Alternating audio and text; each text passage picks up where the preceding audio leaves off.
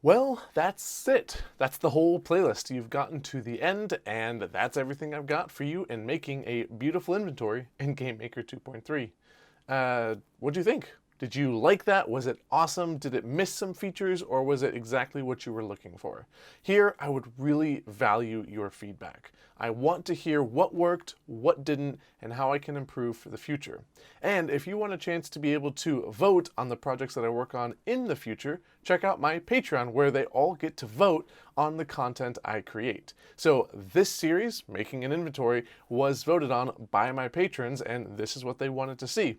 So there it is. They also got a lot of early access to the projects, to the builds, and they got to request specific features in there, like being able to limit inventory size was something that was requested on there.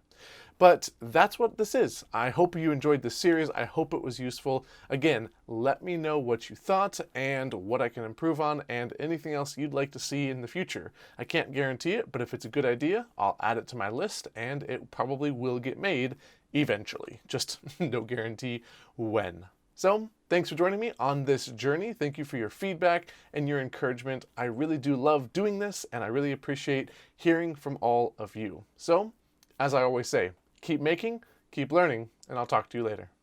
A huge thank you to all of the awesome people who support me over on Patreon.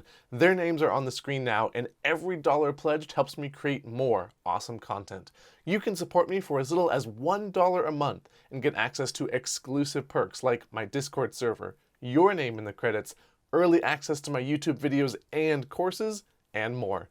Check it out at patreon.com/letslearnthistogether.com or find the link in the description below and become a patron today.